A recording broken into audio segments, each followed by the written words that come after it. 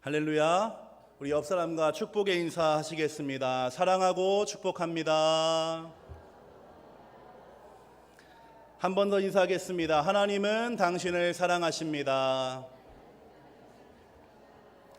네, 거룩하고 복된 주일입니다. 성전에 나오셔서 예배하시는 우리 성도님들께 하나님 아버지의 은혜와 축복이 가득하시기를 기원합니다. 오늘 우리가 함께 읽은 말씀은 예언자 이사야가 우시야 왕의 죽음 이후에 점차 기울어져가는 민족과 그 미래를 바라보며 기록한 예언의 말씀입니다. 총 66권으로 이루어져 있어서 성경의 축소판이라고도 불리는 이 이사야서는 1장부터 39장까지는 심판의 메시지가 선포되면서 이스라엘의 회개를 촉구하고, 또 40장부터 66장은 그럼에도 불구하고 이렇게 패역한 민족을 다시 회복하시는 하나님의 구원에 대한 약속이 기록되어 있습니다. 그 중에 우리가 오늘 읽은 본문은 49장부터 본격적으로 기록되는 구원과 회복의 말씀입니다. 이 구원과 회복은 12절과 13절에 있는 말씀처럼 하나님께서 자기 백성에게 베풀어 주시는 놀라운 구원과 축복과 승리를 의미합니다. 우리 본문 12절부터 13절 말씀 함께 읽겠습니다. 너희는 기쁨으로 나아가며 평안히 인도함을 받을 것이요, 산들과 언덕들이 너희 앞에서 노래를 바라고 들의 모든 나무가 손뼉을 칠 것이며, 잣나무는 가시나무를 대신하여 나며 화석류는 찔레를 대신하여 날 것이라. 이것이 여호와의 기념이 되며 영영한 표징이 되어 끊어지지 아니하리라. 아멘. 우리 사랑하시는 성도님들께도 이렇게 하나님이 구원하시고 회복하시며 영광스럽게 하시는 은혜가 있으시기를 소망합니다. 그러나 성경은 이렇게 놀라운 구원의 메시지에 앞서서 한 가지를 먼저 기록하고 있습니다. 회복과 영광의 순간을 맞이하기 이전에 반드시 거쳐야 하는 단계, 관문이 있다라고 하는 것입니다. 그것은 오늘의 제목과도 같습니다. 저를 따라서 고백하시겠습니다. 목마름을 깨닫게 하시는 은혜. 유다 왕국의 10번째 왕이었던 우시야는 남유다에게 번영과 평화를 가져왔고, 또 군사 정치적으로도 부강하여서 솔로몬이 차지했던 옛날의 영토를 다 회복했습니다. 그러나 그가 죽은 이후부터 이 유다 민족은 신앙의 암흑길을 걷게 됩니다. 물질적으로는 부유했지만 하나님을 향한 순종과 믿음은 흐려지게 되었다라고 하는 것입니다. 이러한 쇠퇴는 자연스럽게 하나님을 잊어버리는 영적인 타락, 또 도덕과 윤리와 같은 사회적인 타락으로까지 이어지게 되었습니다. 그 결과 북이스라엘이 아수르에 멸망당한 것처럼 남유다 또한 최종적으로 바벨론에 의해서 역사 속으로 사라지게 되고 말았습니다. 이것이 바로 오늘 말씀이 가지고 있는 기본적인 배경입니다. 물질적인 축복은 분명히 하나님이 우리에게 주시는 은혜입니다.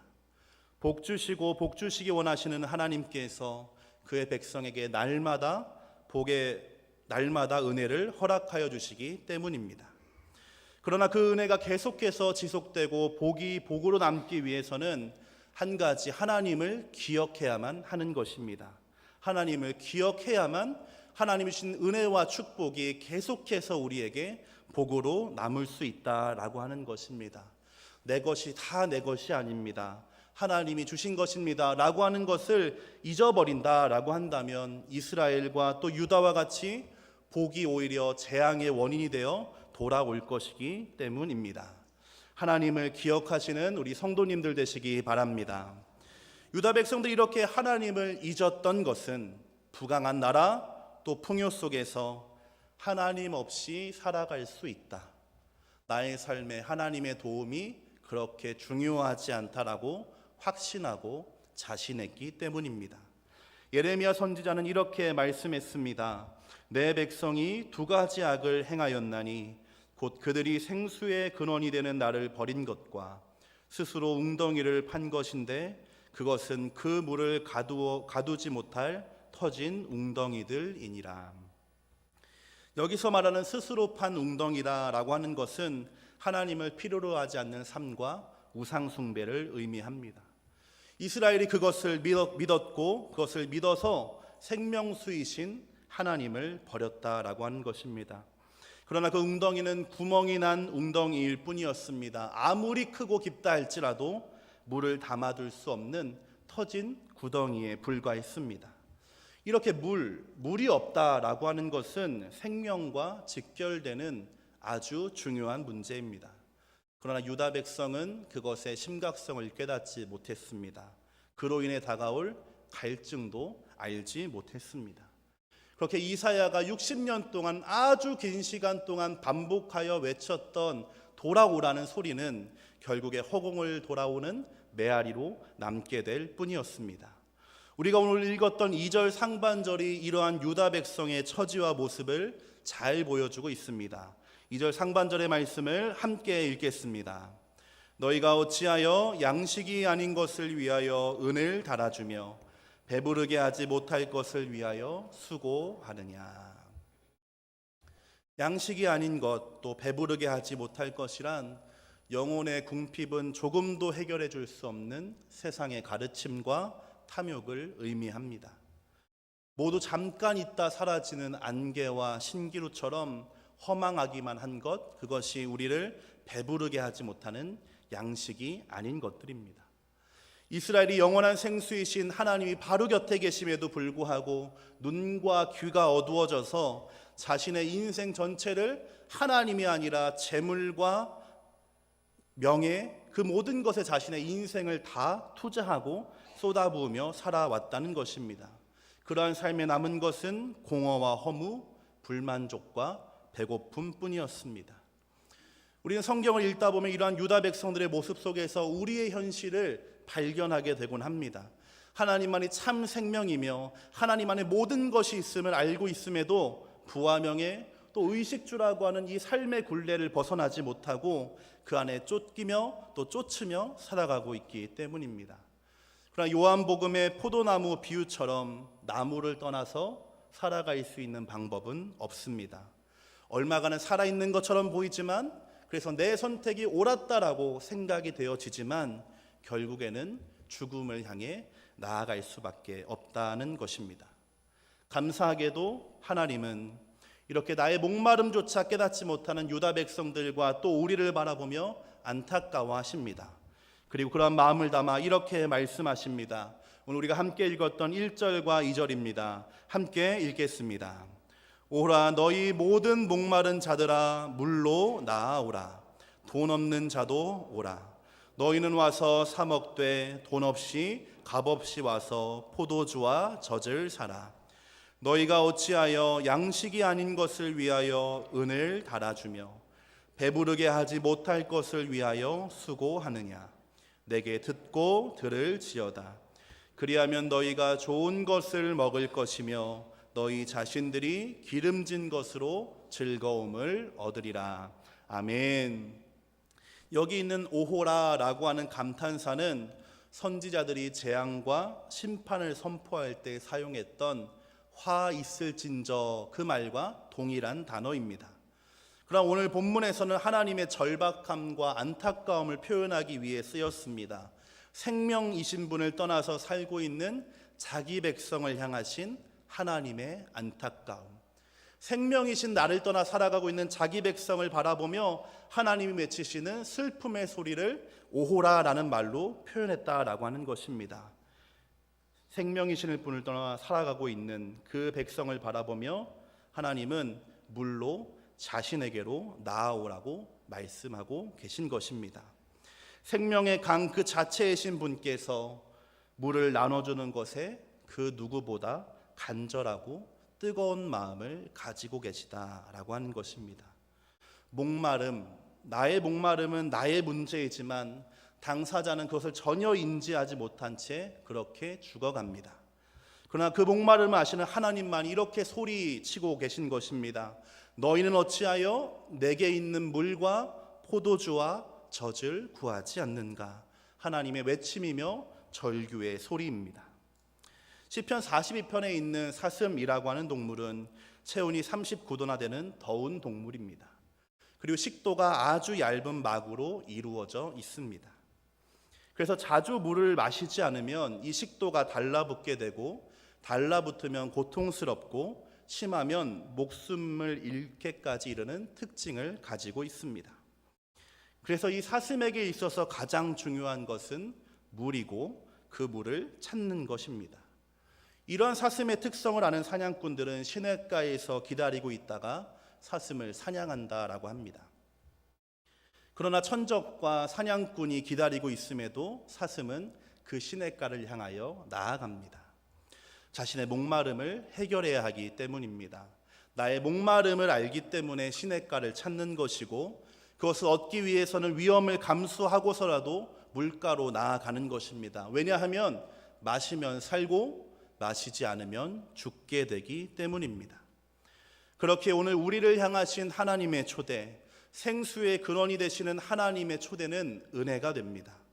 그분의 음성에 우리는 영혼의 갈증을 깨닫게 되고, 그 부르시는 음성을 듣고 나아가는 자는 누구든지 아무 대가 없이 목을 축이게 하시며 배부르게 하실 것이라 말씀하셨기 때문입니다. 요한복음에서 주님은 이렇게 말씀하셨습니다. 내가 주는 물을 마시는 자는 영원히 목마르지 아니하리니 내가 주는 물은 그 속에서 영생하도록 솟아나는 샘물이 되리라. 우리 함께 한 번 더 읽어보겠습니다.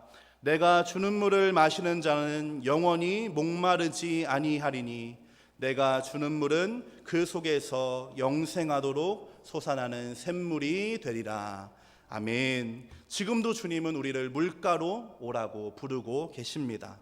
그 음성에 나의 목마름을 깨닫게 되는 것, 주님의 부르심에 목마름을 깨달을 수 있다면 그것이 바로 은혜입니다.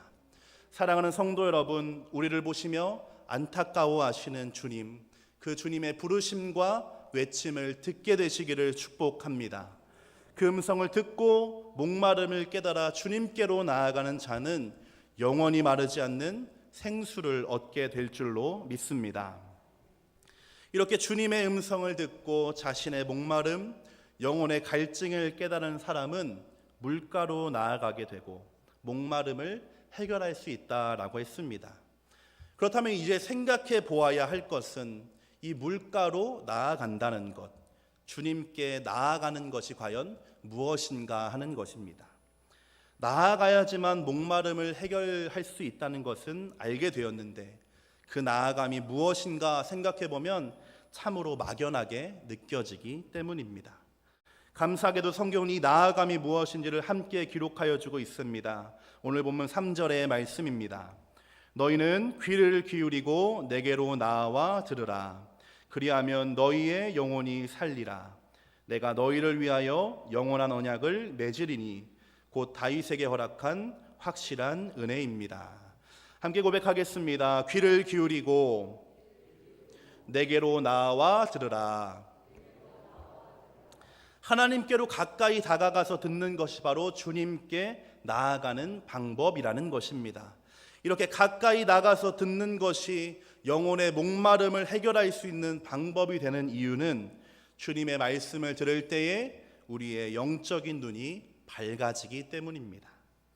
이렇게 하나님께로 나아가서 말씀을 듣는 것이 목마름의 해결 방법이 되는 것은 그 말씀을 들을 때 우리의 눈이 밝아지기 때문입니다.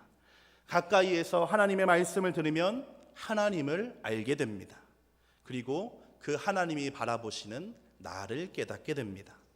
내가 받은 구원이 어떠한 것인지, 내가 누리고 살아가고 있는 은혜가 얼마나 놀라운 것인지, 하나님의 약속의 풍성함과 능력의 크심을 깨닫게 된다라고 하는 것입니다. 바울은 이러한 나아가 깨닫게 됨을 이렇게 기도로 고백하였습니다. 에베소서 1장 17절로 19절의 말씀, 우리 화면을 보시고 함께 읽겠습니다. 우리 주 예수 그리스도의 하나님 영광의 아버지께서 지혜와 계시의 영을 너희에게 주사 하나님을 알게 하시고 너희 마음의 눈을 밝히사 그의 부르심의 소망이 무엇이며 성도 안에서 그 기업의 영광의 풍성함이 무엇이며 그의 힘의 위력으로 역사하심을 따라 믿는 우리에게 베푸신 능력의 지극히 크심이 어떠한 것을 너희로 알게 하시기를 구하노라. 아멘. 이것이 바로 하나님께 가까이 다가가서 귀를 기울일 때 일어나는 일입니다. 이것은 무엇보다 우리에게 우선적으로 하라라고 말씀하시는 하나님의 명령입니다. 하면 좋고 하지 않으면 말고의 선택의 일이 아니다라고 하는 것입니다. 왜냐하면 듣는 자에게 영원히 사는 은혜, 구원의 은혜가 약속되기 때문입니다. 귀를 기울여서 하나님의 음성, 말씀을 들으면 믿음이 자라고 믿음이 생겨납니다. 그 믿음은 우리로 하여금 다시 하나님께 더욱더 가까이 나아갈 수 있도록 인도해 줍니다. 하나님께 가까이 나아간 사람에게는 더 큰 믿음이 자라나게 되고 주님께로 더 가까이 나아갈 수 있게 되는 이 신앙의 선순환이 주님의 음성과 말씀을 들을 때 일어난다라고 하는 것입니다. 그러한 사람 더 이상 물가를 떠나서 허무한 곳을 찾아다니지 않게 됩니다. 그러므로 하나님께로 더욱더 가까이 나아가 그 음성과 말씀을 들으시는 우리 성도님들 되어주시기를 바랍니다. 성경은 여기에 보태어서 하나님께 나아가 그 음성을 듣는 사람에게 순종과 회개로 응답해야 할 것, 그것을 촉구하고 있습니다. 이 말은 듣는 데서 끝나는 것이 아니라 그 들은 말씀을 우리의 삶의 행동과 실천으로 이어나가야 한다라고 하는 것입니다. 오늘 6절과 7절 말씀입니다. 함께 읽겠습니다. 너희는 여호와를 만날 만한 때에 찾으라. 가까이 계실 때에 그를 부르라. 악인은 그의 길을, 불의한 자는 그의 생각을 버리고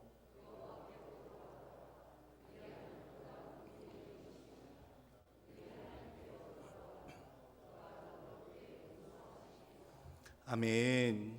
대부분 이 말씀을 대하여 하나님을 찾고 만나야 한다, 그러면 만나 주신다 정도로 이해합니다. 그러나 이 말씀을 직역하게 되면 하나님을 만날 수 있을 때 하나님이 만나 주실 때가 있다라고 하는 것으로 그 의미가 바뀌게 됩니다. 예수 그리스도를 통해서 구원의 문은 활짝 열려졌지만 그 문이 항상 열려 있는 것은 아니다라고 하는 것입니다. 구원은 오직 하나님의 주권에 있는 것이므로 회개와 용서, 믿음과 구원은 당연한 것이 아니라 우리가 반드시 고민해야 하고 해결해야 하는 매우 중요하고 시급한 문제임을 말해주고 있는 것입니다. 우리는 자연스럽게 신앙생활 해왔습니다. 그리고 어느 순간 믿어졌습니다. 그래서 진지하게 생각해 볼 경험이 없이 그렇게 우리의 믿음은 하나님의 은혜로 살아가는 것이 되었습니다. 그러나 한 영혼이 구원을 받아서 하나님의 자녀가 되었다라고 하는 것, 그 믿음으로 살아가고 있다는 것은 우연도 행운도 아니라 기적과도 같은 일임에 분명합니다. 부르시는 음성을 듣지 못해서 돌이키지 못하는 사람도 있습니다. 바쁘고 어렵다고 미루고 핑계대다가 그 때를 지나갈 수도 있는 일이었습니다. 그러나 하나님이 부르시고 만나주셨던 그때에 우리가 그 부르심을 들을 수 있었고, 그렇게 주님께 나아갔던 우리를 하나님이 용서하시고 자녀 삼아 주셨다라고 하는 것은 놀라운 일이 아닐 수 없는 것입니다. 우리는 그러한 기적과도 같은 은혜를 누린 사람들입니다. 그러므로 기회가 주어졌을 때, 우리를 부르시는 주님의 음성이 들려올 때에 내 발로 내 힘으로 나갈 수 있을 때 하나님을 찾고 만나고 돌이켜야 하는 것입니다. 구원받는 데서 만족하며 살아가는 것이 아니라 하나님 나라의 백성다운 삶으로 악인의 길과 불의한 생각을 버릴 수 있어야 한다는 것입니다. 왜냐하면 내일은 우리의 시간이 아니기 때문에 그렇습니다. 오늘의 결단은 오늘 해야 합니다. 오늘의 순종을 오늘 하시는 성도님들 되시기 바랍니다. 그러하게 이리 돌이킨다라고 하는 것은 우리의 삶의 태도와 우리의 삶의 방향의 변화를 의미합니다. 이스라엘처럼 하나님 없이 살 수 있다고 자신하며 그렇게 살아왔던 것을 돌이키는 것입니다.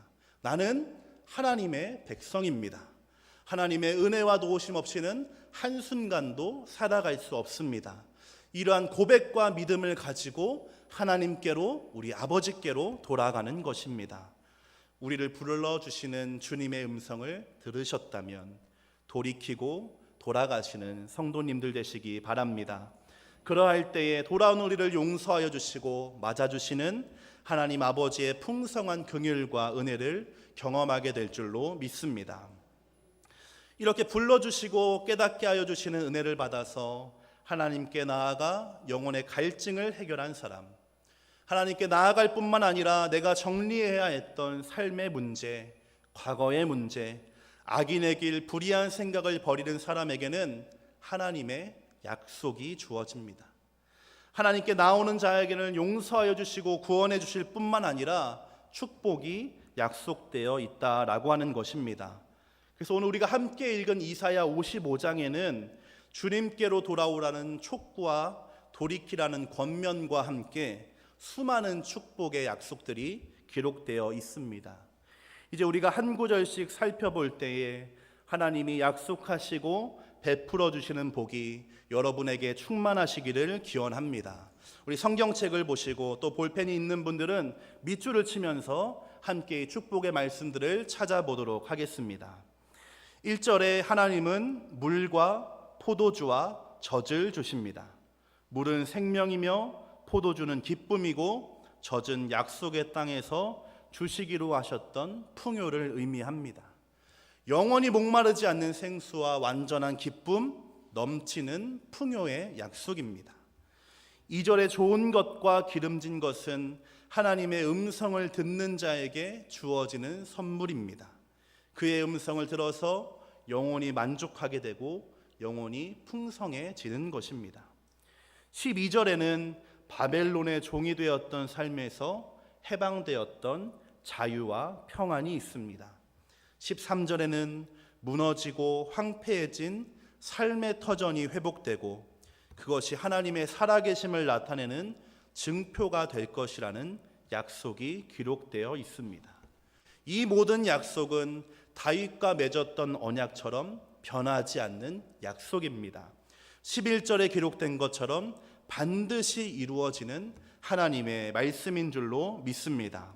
생명과 기쁨, 풍요와 만족, 자유와 평안, 회복의 약속을 믿음으로 받으시기 바랍니다. 하나님이 우리에게 약속하여 주신 것입니다. 그러하기에 반드시 이루어질 복입니다. 이렇게 돌이키는 자에게 베풀어 주시는 축복은 이렇게 풍성합니다. 주님 안에서 주님 곁에 거하셔서 이 풍성한 은혜를 누리시는 우리 성도님들 되시기를 축복합니다. 이제 말씀을 정리하겠습니다. 영혼의 목마름을 깨달을 수 있는 것, 깨닫게 하여 주시는 것 하나님의 은혜입니다. 깨닫지 못하였다면 고통을 겪었을 것이고 목마름을 알지 못한 채 우리는 죽어갔을 것입니다.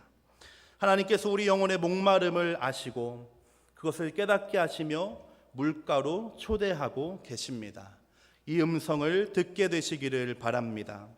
하나님께 나아간다라고 하는 것은 귀를 기울여 가까이 나아가서 듣는 것입니다. 듣기만 했는데 갈증과 배고픔이 해결됩니다. 우리가 듣는 것, 들어야 하는 것이 생명의 양식인 하나님의 말씀이라는 뜻입니다. 우리는 떡이 아니라 말씀으로 살아갑니다. 떡이 아니라 말씀이 우리의 영혼을 배부르게 하고 건강하게 합니다. 하나님의 말씀에 귀를 기울이시는 성도님들 되시기 바랍니다. 이 말씀을 듣는 자는 자신의 갈증을 깨달을 뿐만 아니라 하나님께로 돌이켜 나아가야 합니다. 악인의 길과 불의한 생각을 버리고 돌이키는 자에게 하나님의 용서와 긍휼이 있습니다. 셀 수 없이 풍성한 약속이 있습니다. 이렇게 본문이 말해주고 있는 약속의 말씀들은 반드시 이루어지는 말씀입니다.